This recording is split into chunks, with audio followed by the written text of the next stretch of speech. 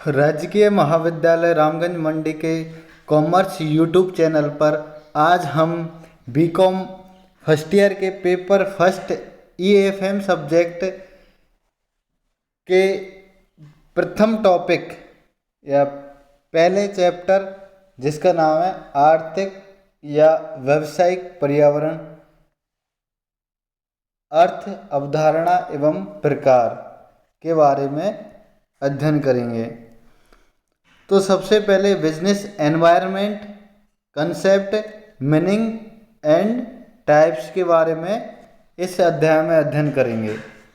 तो देखो, सबसे पहले हम समझेंगे कि आर्थिक पर्यावरण या व्यावसायिक पर्यावरण होता क्या है।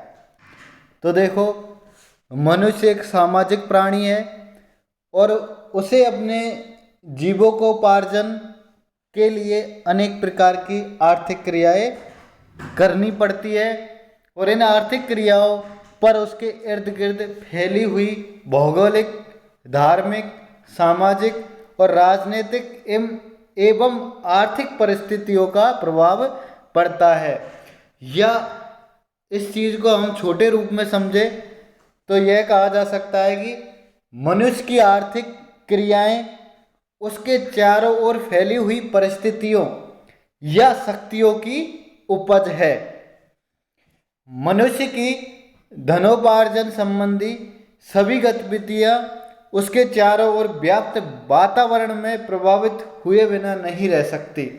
बिल्कुल, मनुष्य एक पर्यावरण के अंतर्गत रहता है और वह पर्यावरण की जो शक्तियाँ या परिस्थितियाँ होती है वो उनसे उनकी आर्थिक क्रियाएं प्रभावित हुए बगैर नहीं रह सकती। इसी कारण कुछ लोगों ने तो यहाँ तक कहा है कि मनुष्य अपने वातावरण का दास है।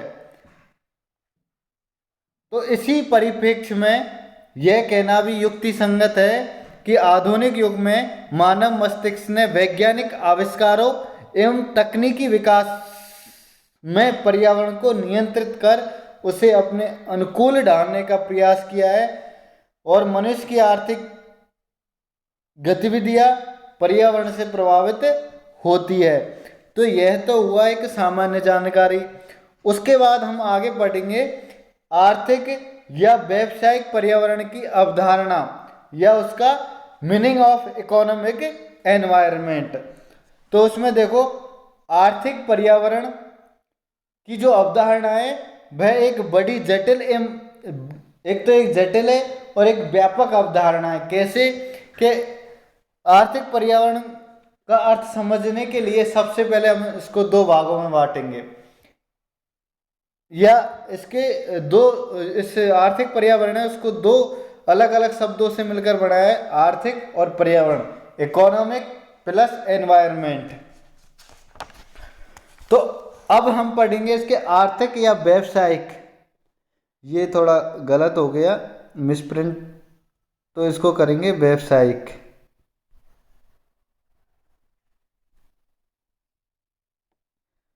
व्यावसायिक,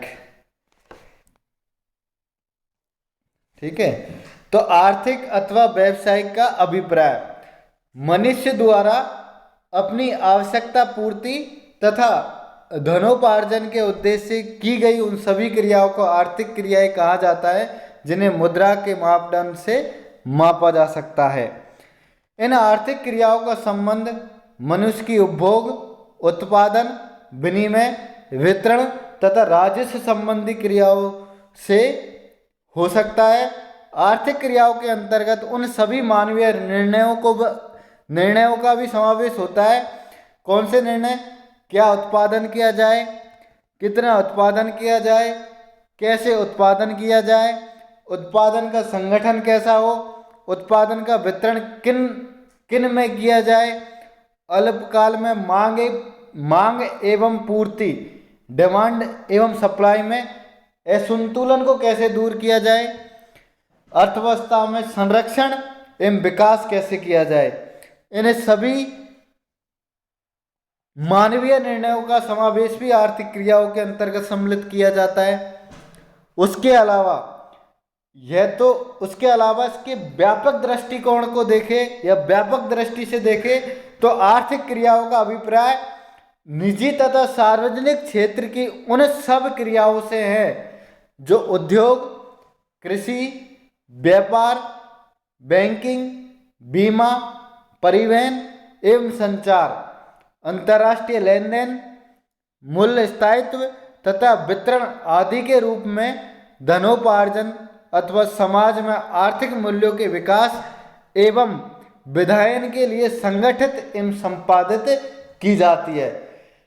इनका कहने का मतलब यह है कि आर्थिक क्रियाओं में उन सभी निजी तथा सार्वजनिक क्षेत्र की क्रियाओं को सम्मिलित किया जाता है जो उद्योगों के द्वारा कृषि, व्यापार, बैंकिंग, बीमा, परिवहन, संचार, अंतर्राष्ट्रीय लेन देन, मूल्य स्थायित्व, वितरण आदि के रूप में इन कार्यों से जो धनोपार्जन होता है उन सबको आर्थिक क्रियाओं में सम्मिलित किया जाता है।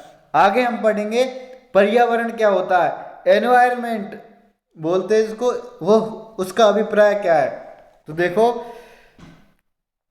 पर्यावरण से अभिप्राय उन सब घिरे रहने वाली परिस्थितियों, प्रभावों एवं शक्तियों से हैं जो प्राकृतिक, सामाजिक एवं सांस्कृतिक दशाओं के समूह द्वारा व्यक्ति अथवा समुदाय के जीवन को प्रभावित करते हैं या करती हैं।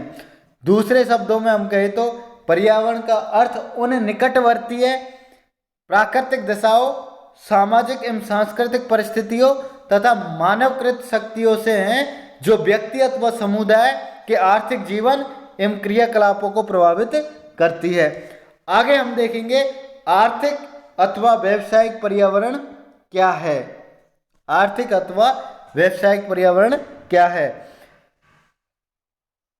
आर्थिक अथवा व्यावसायिक पर्यावरण का अभिप्राय अर्थव्यवस्था के चारों ओर व्याप्त उन सब निकटवर्तीय परिस्थितियों, प्रभावों एवं शक्तियों से हैं जो प्राकृतिक, सामाजिक, राजनीतिक एवं सांस्कृतिक दशाओं के समूह के रूप में व्यक्ति अथवा समुदाय के धनोपार्जन क्रियाकलापों को प्रभावित करती है अथवा उनसे प्रभावित होती है। इन आर्थिक अथवा व्यावसायिक पर्यावरण क्या है, इसके संबंध में प्रोफेसर रॉबिन्स के अनुसार भी उनके द्वारा भी एक परिभाषा दी गई है। वो है पर्यावरण उन संस्थाओं एवं शक्तियों से बनता है जो किसी संगठन के कार्य निष्पादन को प्रभावित करती है किंतु उस संगठन का उन पर बहुत कम नियंत्रण है। तो यह तो हुई प्रोफेसर रॉबिन्स के अनुसार जो परिभाषा थी।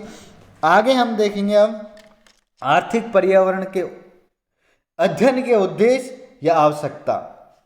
आर्थिक पर्यावरण के अध्ययन के उद्देश्य या आवश्यकता। तो हम सबसे पहले इसका पहला उद्देश्य है अर्थव्यवस्था की परिस्थितियों की जानकारी से अर्थव्यवस्था में उपलब्ध संसाधनों, भौगोलिक परिस्थितियों, सामाजिक संरचना, आर्थिक दिशाओं आदि का पता लगता है। एक तो आर्थिक पर्यावरण से क्या लगता है, अर्थव्यवस्था की परिस्थितियों की जानकारी होती है। दूसरा इसका जो है वो है अर्थव्यवस्था का सफल संचालन भी इसके माध्यम से संचालित होता है, इसके माध्यम से गति मिलती है। आर्थिक विकास को गति देने के लिए आर्थिक पर्यावरण का अध्ययन आवश्यक है।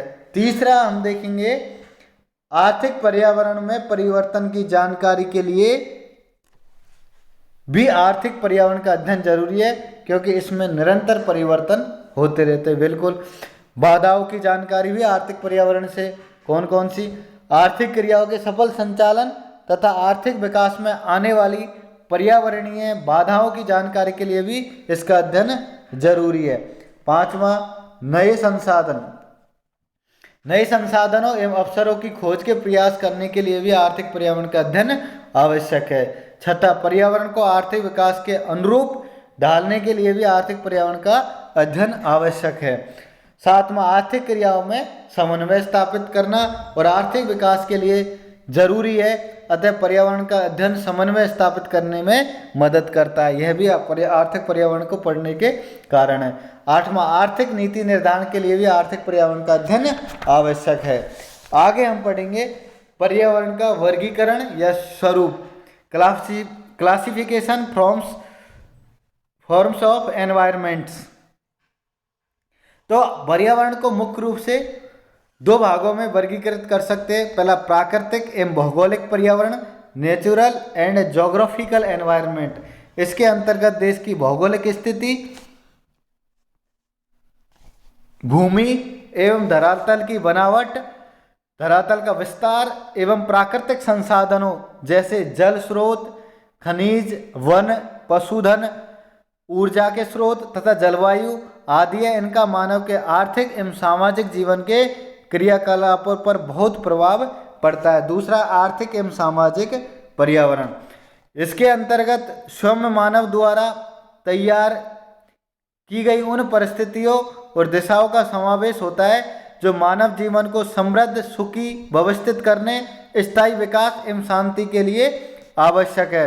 इसके मुख्य घटक आर्थिक नियम एवं मान्यताएं, अर्थव्यवस्था का स्वरूप, स्थिति, विकास की अवस्था जैसे आर्थिक परिस्थितियां हैं, जबकि गैर आर्थिक परिस्थितियों में सामाजिक रीति रिवाज, नियम, जनसंख्या, शिक्षा, प्रौद्योगिकी, राजनीतिक स्थितियां, संस्कृति एवं वैधानिक संस्थाएं आदि शामिल है। तो इस प्रकार हमने पर्यावरण का वर्गीकरण प्राकृतिक एवं भौगोलिक पर्यावरण और दूसरा आर्थिक एवं सामाजिक पर्यावरण में किया। भौगोलिक पर्यावरण में तो प्राकृतिक संसाधनों को सम्मिलित किया जाता है, जबकि आर्थिक एवं सामाजिक पर्यावरण में गैर आर्थिक परिस्थितियों का समावेश जैसे सामाजिक रीति रिवाज, नियम, जनसंख्या, प्रौद्योगिकी, राजनीतिक स्थितियां, संस्कृति आदि को सम्मिलित किया जाता है। तो आज के लिए बस इतना ही। आगे हम इसी चैप्टर के अगले बिंदु आर्थिक एवं व्यावसायिक पर्यावरण को प्रभावित करने वाले घटक या कारकों के बारे में अध्ययन करेंगे। आज के लिए इतना ही। थैंक यू आप सभी विद्यार्थियों को मेरी ओर से।